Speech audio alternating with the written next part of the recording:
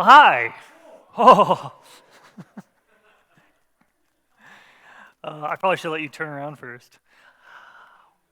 I haven't been up here yet today, so obviously none of you know who I am. I'm BJ. I'm one of the staff pastors here, and fun fact about me, I'm the worst person on earth for a microphone to have to sit on.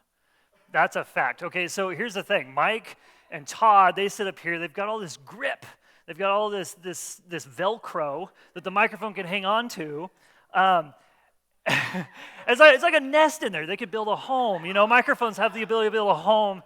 And then you get to my face, and my face is like, if you took a brick wall and then you glued a slip and slide to it, and then asked a rock climber to climb it, that's what this mic's doing.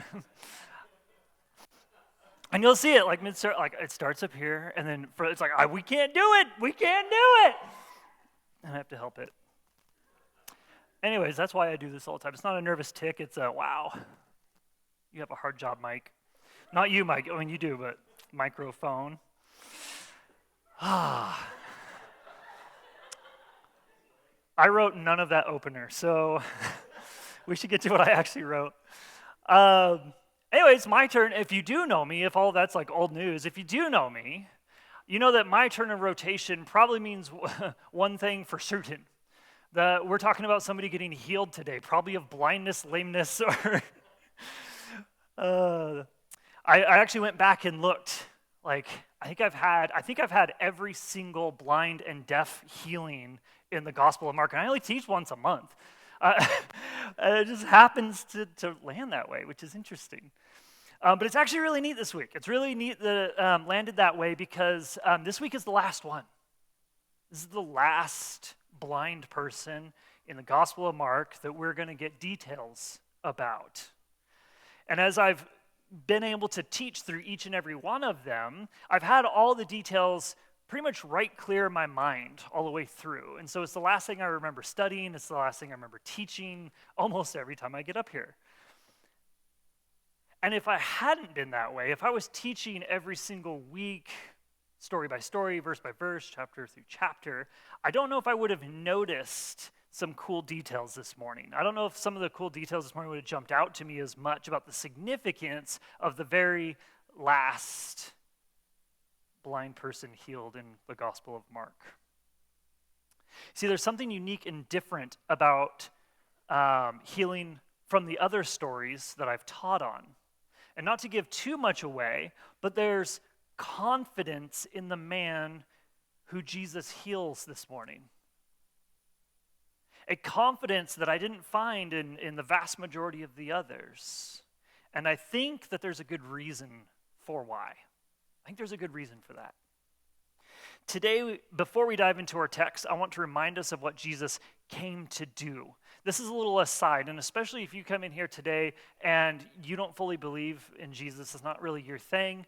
Maybe you've had experience with the church, you've had experience with religious leaders throughout history.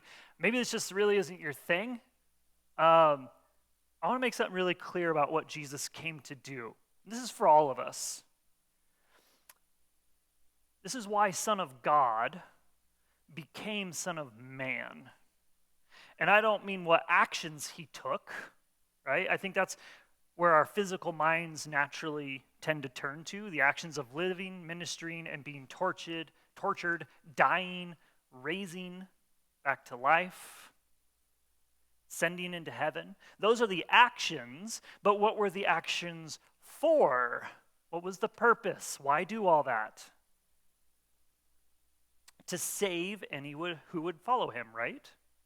True, but save us from what? Save humanity from what? Death. Save humanity from death. That's what he defeated in the grave, but what is death? What is death? What is it really? What really is this experience that God had to send his own Son to save us from? What is so terrible that could cause a perfect God to willingly sacrifice his own flesh and blood to save his creation from? What is that? Well, we should know. We should know because we've been there. We've been there. Or someone here today, as I previously mentioned, might be there right now. Death. Be somebody here right now. That's your experience. A living death, not a physical death, something much, much worse, a living death. Jesus came to save us from spiritual death, not a physical death. And that's far, far worse. That's a far worse death. And if you don't believe me, perhaps you've never been so dead inside that a physical death actually kind of sounded good. Maybe you've never been there, but I bet somebody in here has. Perhaps you've never taken a real look at the empty darkness inside, the pointlessness of life, the dark and lonely truth that you're not actually good, and that no one around you is actually good, not Christians, not non-Christians. An overwhelming cloud of darkness blankets all humanity, and it's visible to everyone. In a never-ending cycle of death, abuse, and internal loneliness. I wrote all of that before Israel went to war and they started blasting each other in the streets. All the external personas of strength and confidence aren't enough to convince our inner person that longs for health. We have a desire for that. We long for health, unity, and unconditional love. The part of us that wants to see light dawn on us all. We desire that. We can't produce it, but we desire it. The part of us that knows light seems to be a real thing. It exists somewhere. There is such a thing as goodness. Yet, none of us seem to be the source of such light. Everyone around us only seems capable of reflecting some occasional tainted light. That only further proves the reality of our inner lonely darkness. Be in a crowd of people and be very lonely. That's what spiritual death is.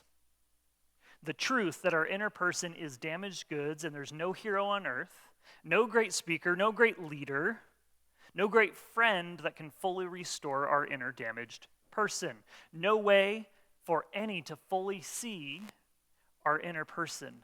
That inner person remains right where we want it, hidden in darkness. I would suggest that most who know there's a darkness inside are hoping, this isn't for the believer, this is for the world, hoping somewhere between the borders of light and darkness, there might be a gray line, some sort of border, a little gray line that perhaps it's possible to be light enough, just light enough, a shade of gray to be okay.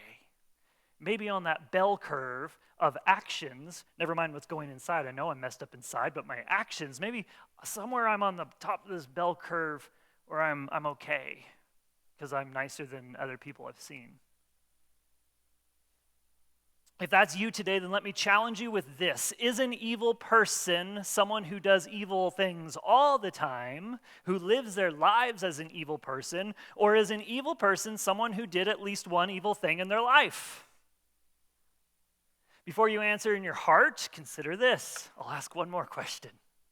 Is a murderer someone who murders all the time, or someone who just murdered once? Why are they different in our minds, our estimation? They aren't.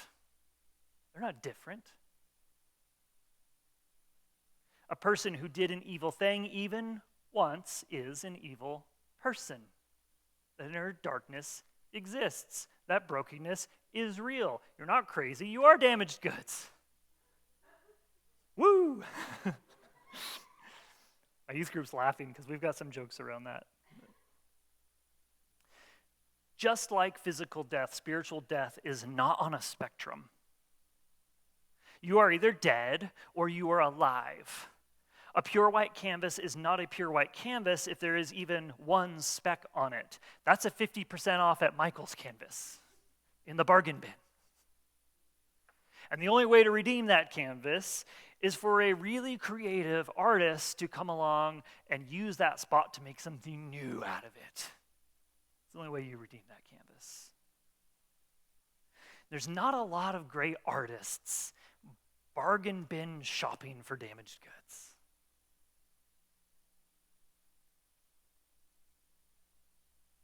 But that's exactly what Jesus came to do. Never mind all the examples you can think of all the people in the world who have let you down, who claim to be Christians, who claim to be leaders, who claim to be good, powerful speakers who can inspire. We're talking about Jesus today. And this is what he came to do.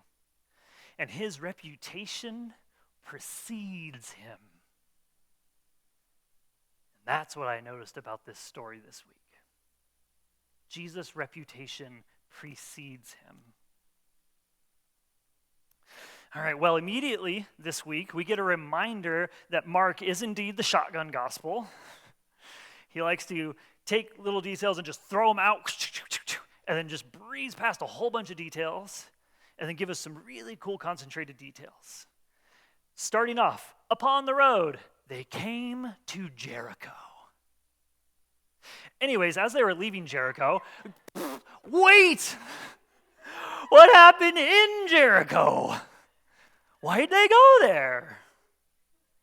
Matthew and Luke are like, don't worry, we'll fill in details later. Don't worry about it, we got you. And then John's more like, more than you could possibly know. Couldn't fit it all in books, trust me.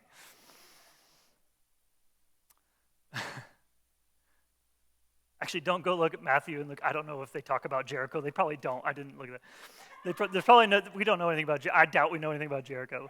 Anyway, let's read the whole text this morning. We're in Mark 10. Mark 10, we're going to read 46 through 52. I'm going to read the whole text over us this morning just to refresh our memory on the story that we have today. It's a very, very short story. Very brief story about healing a blind man, and then we'll dive in and go over the details. But we're going to read the whole passage to start, just to give us the whole context of the whole story. Mark 10, as you get there, starting in verse 46, we're going to read to the end. They came to Jericho, and as he was leaving Jericho with his disciples and a large crowd, Bartimaeus, the son of Timaeus, a blind beggar, was sitting by the road. When he heard that it was Jesus of Nazareth, he began to cry out, Jesus, son of David, have mercy on me. Many warned him to keep quiet, but he was crying out all the more, have mercy on me, son of David. Jesus stopped and said, call him.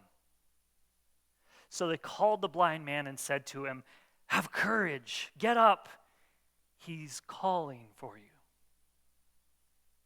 He threw off his coat, jumped up, and came to Jesus. Then Jesus answered him, what do you want me to do for you? Rabboni, the blind man said to him, I want to see. Jesus said to him, go, your faith has saved you. And immediately he could see and began to follow Jesus on the road. So immediately they come to Jericho, and then immediately they leave it. Large crowd, and this person, this beggar, this blind beggar, this outcast, hears who it is. Just hears who it is. That's all. Jesus of Nazareth. Obviously, he didn't see who it was. He hears. He merely hears.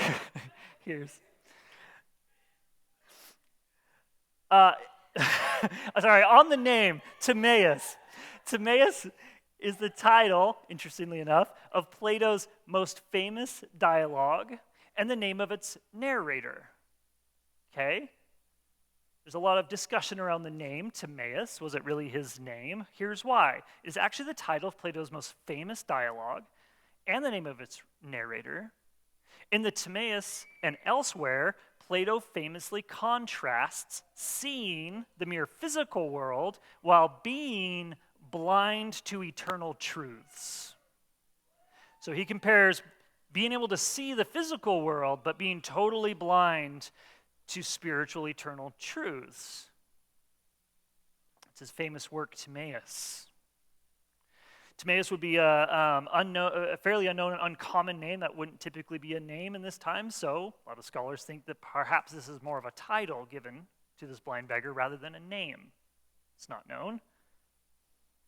In his book, Philo of Alexandria and the Timaeus of Plato, 1983, the classicist David Runia argues that the Timaeus was the only Greek prose work that up to the 3rd century AD, every educated man could be presumed to have read. This is a work that if you were educated, it would just be assumed, oh, well, then you've read this. Timaeus work. It's possible that the name was used to relate a deeper truth about eternal matters to a Gentile audience. It's possible. We're not actually told why this name is given, but it doesn't change the story of the gospel either way. It doesn't change the story. Now, the name Bartimaeus suggests other linguistic possibilities. In simplest terms, the name combines the Aramaic bar, for son, with the Greek timaeos, honorable. So Bartimaeus is a family name. He's just the son of a father named Timaeus, and more subtly and allegorically, he's the son of honor or an honored person. This blind beggar. Did they name him that? Was it a title given? I think there was a reason for including this name either way. Why son of honor? It's possible that that's not the name at all. We're not told one way or another, but considering that Mark doesn't usually tell us the names of people that Jesus heals, the name's meaning is probably supposed to be noted by the reader. It's probably supposed to be significant to us. Why did the writer do that? Well, probably had something to do with what Jesus had just been telling his apostles in Mark 9. After the apostles had been arguing about who would be greatest, Jesus sat them down and told them what they would really be doing in his kingdom. Mark 9:35, it'll be on screen. Sitting down, he called the 12 and said to them, "If anyone wants to be first, he must be last and servant of all." You might even honor somebody who is considered lowly. Then again, last week, after the apostles became indignant with James and John for asking to be on Jesus' left and right, Jesus again calls them over, sits them down again, and says something really similar in Mark 10:42 through 45. Jesus called them over and said to them, "You know that those who are regarded as rulers of the Gentiles lord it over them, and those in high positions act as tyrants over them. But it is not so with you. On the contrary, whoever wants to become great among you will be your servant. And whoever wants to be first among you will be a slave to all. For even the Son of Man did not come to be served, but to serve, and to give his life as a ransom for many."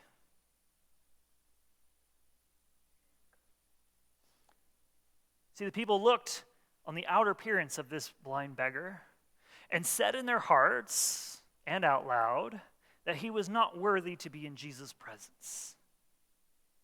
This beggar knew that Jesus didn't work that way. This beggar, this blind beggar, knew Jesus didn't work that way. Instead, asked for mercy, knowing the state of his own heart was far worse than what people saw even on the outside.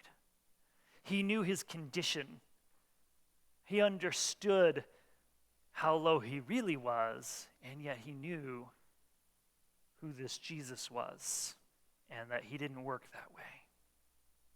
In fact, he seems to have faith in Jesus' willingness to heal him, as he is not dissuaded by the crowd of people that are trying to silence him. A crowd that seems to be either embarrassed, annoyed, or perhaps and probably more likely frustrated.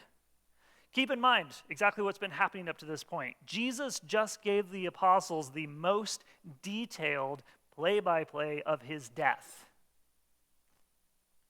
In Mark 10:34, Jesus pulls his apostles aside and told them, speaking of himself, he said, "And they will mock him, spit on him, flog him, and kill him, and he will rise after 3 days."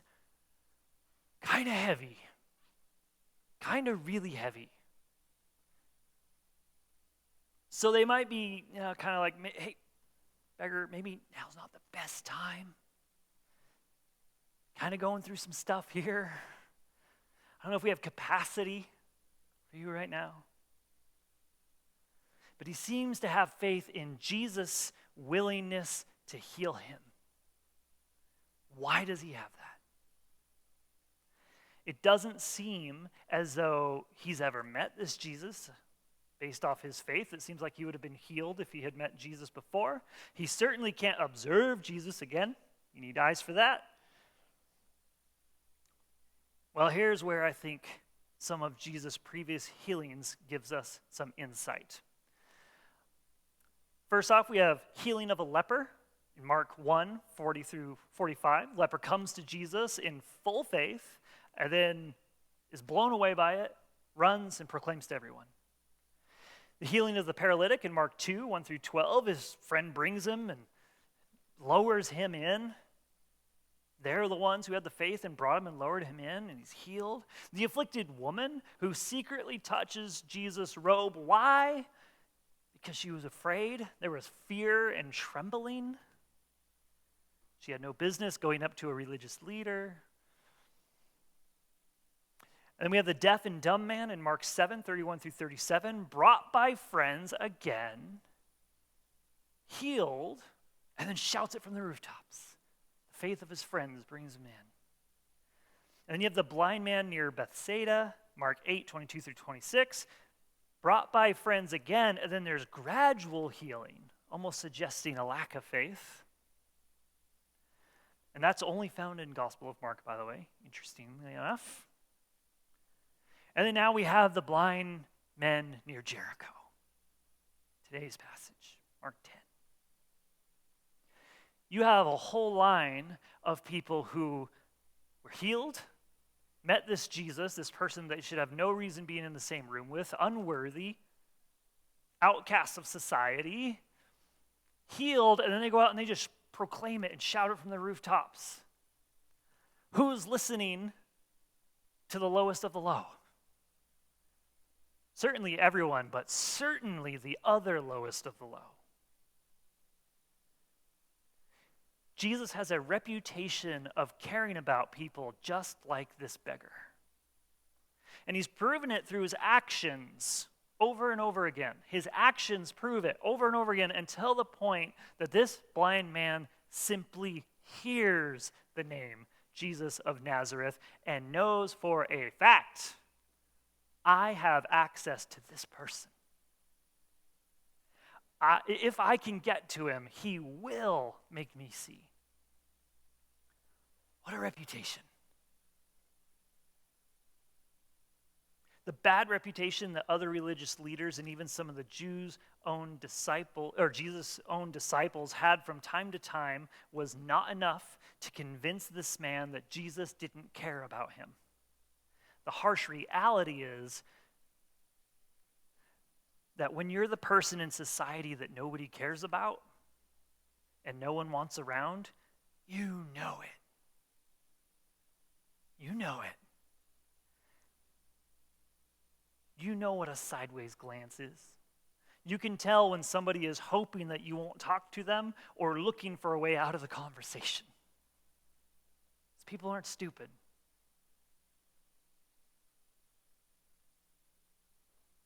This man with no eyesight at all has heard about this Jesus.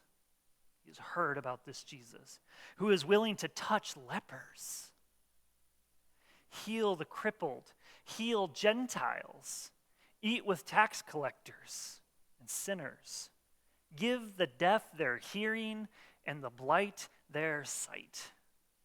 Based on that reputation, This man thinks this Jesus is the real deal. That's real reputation. And as usual, Jesus is ready to serve the lowest around him, even when things are really, really heavy. Even when he's just revealed to all of his closest companions, look, I'm going to get really, really messed up, and then I'm going to die, and then I'm going to get raised up. It's going to be the worst day of my life. He has revealed clearly what he's about to go through, and yet he has time for this beggar, the lowest of the low around him. Now, I want to take a bit of a rabbit trail at this point. Something that we see in this text. Jesus didn't take a break from serving beggars even though he was knowingly walking towards the worst day of his life. And I find that remarkable. I find that as a human, I find that truly remarkable because Jesus came as Son of Man. He didn't come just as God. He came with all the limitations and the challenges and the temptations of men. And God has given us each a calling in life, a task to complete. But in our darkest hours, I know this personally, this is a natural human instinct. There is a natural desire within us, a temptation to turtle up, to throw in the towel. We might say something like, I just don't have capacity for that right now. I'm all out of bandwidth. Now, don't get me wrong. We know there is a time to take a step back, to spend with our Father in heaven because we see Jesus do that himself. We're not always called to be in the fight all the time, always. Jesus himself took time out. But I think we do it wrong, and I know Jesus did it right. In Mark 1:35, after Jesus had spent a day healing people, teaching and casting out demons, he decides to spend some time with the Father. And we read, very early in the morning,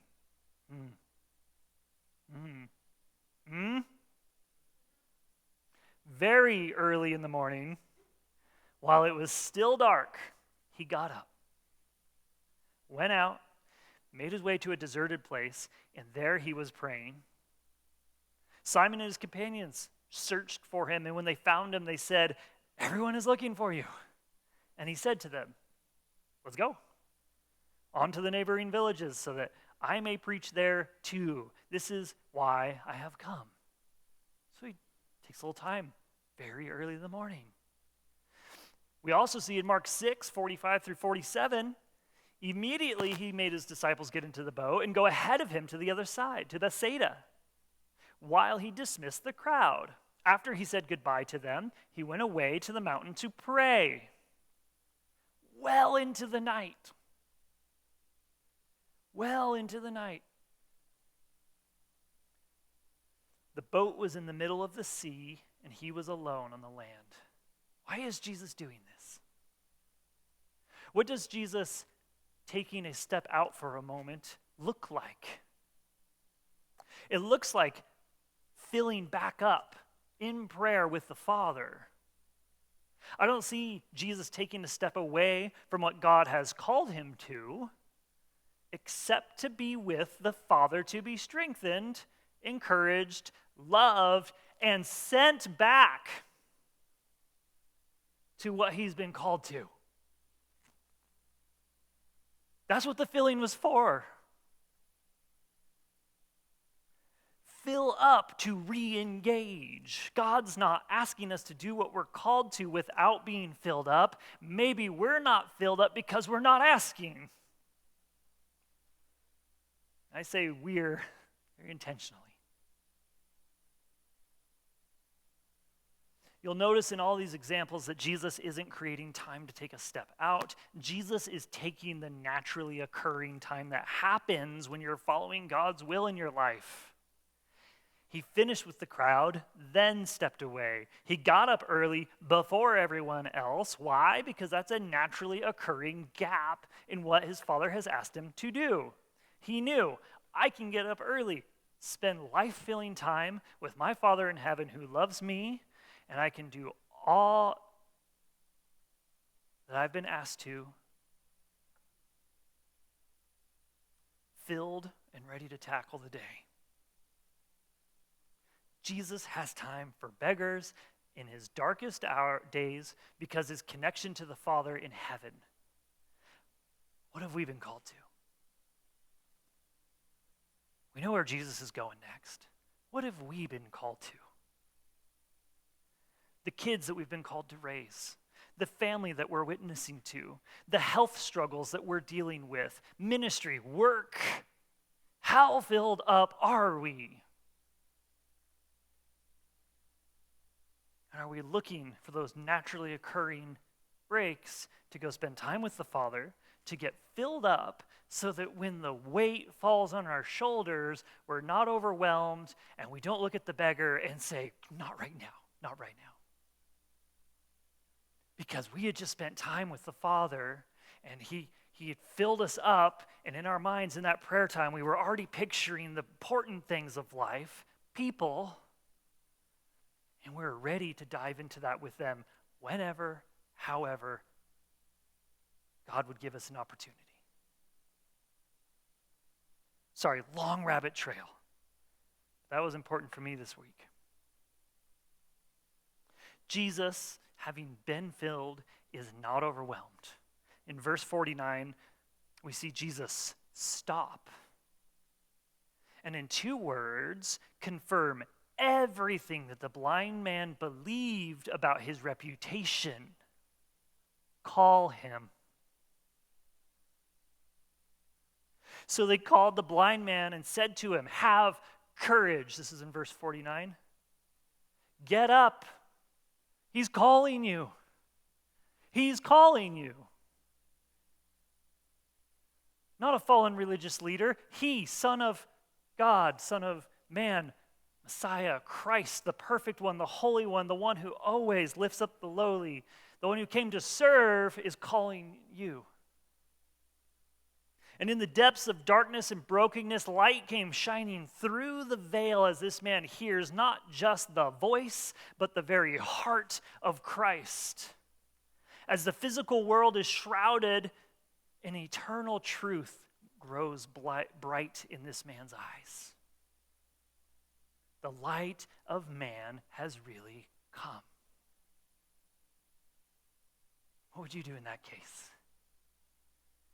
Well, Mark tells us what he did, verse 50. He threw off his cloak, jumped up, and came to Jesus. And then Jesus answered him, what do you want me to do for you? And then he says, Rabboni, I want to see. Rabboni is the stronger form of rabbi. It means my Lord, my master. This man recognizes what no amount of eyesight can reveal. He proclaims Jesus as Lord and asks to see light. Jesus responds. Jesus says to him, go, your faith has saved you. Immediately he could see and began to follow Jesus on the road.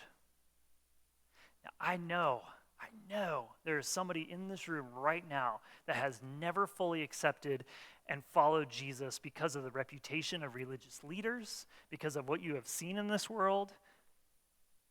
Not just the reputation, by the way, experience with.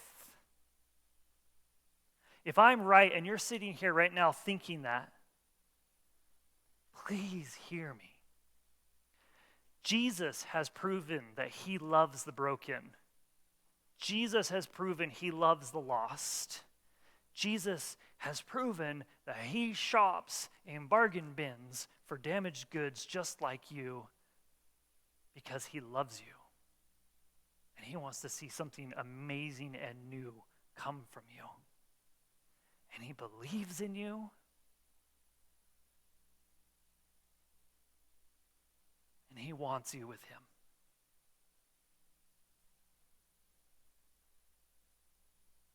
Have the worship team come up. I want to close our time with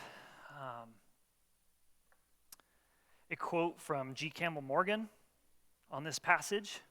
It's a commentary that fills me with passion wherever I read because he writes beautifully. It doesn't sound like commentary. You get all the information, and yet it's the most beautiful commentary I've ever read. It comes from G. Campbell Morgan. So I want to read this over us. Fellowship in the greatness of his kingdom is conditional upon fellowship in his cup, in his baptism, in sacrifice. How little do we know of this experimentally? How little have we known? Where can we begin to have real fellowship with our King? The first blind beggar we meet is our opportunity. The first local and apparently unimportant case of necessity that cries out is our chance. If Jesus should have passed that blind beggar and refused to help him because his thoughts were so great upon him, he would have cut the nerve of his coming passion. He could not pass that man by because he was mastered by the passion that took him to the cross. So God help us to go forth, seeing the coming of his glory, sharing the travail of his soul, and doing it with the next who asks our help. That's Jesus' heart. Those are our marching orders. So we are called to us to be our heart. And if you're sitting in here before and you've never asked Jesus into your heart because of people around you, this is what the people around you are trying to get to. We're all pointing to Jesus, not at us. We're not Jesus. We're pointing to Jesus. This morning, we're having a unique opportunity. As God seems to have blessed us tremendously these past couple months, we are doing another baptism. I'm really excited about. Another baptism. Another person who says, I do believe in Jesus. I am following Jesus, and I want to show that I'm following Jesus. I want to be dipped into that water to represent that my old person is dying, has passed away, and as I come out of that water, Jesus has made me something new. So as the worship team plays, we're gonna hop in the baptismal. We're gonna do a baptism, and we'll stay in there as long as people want to come forward. If there's somebody in here today who's hearing these words, recognizing the truth that Jesus is who he says he is, his reputation precedes him for a reason, and today you've decided, I actually do want to follow Jesus, I'm going to invite you to come forward, sit in this front pew, and someone will bring you back, and we'll baptize you, celebrate with you. And if you're just not sure and you want to talk to somebody afterwards, please come find me. Find somebody around you. This is a room filled with believers who point to Jesus. Spend the time with you. Lord, this morning, as we look at your word, we are again humbled by how tempted by everything you were and how faithful you were to not fail. You're what we strive for. We humbly recognize that none of us have made the mark. That you're the redemption. You're the reason we all have life. You're the reason we can draw air. We praise you and we worship you today.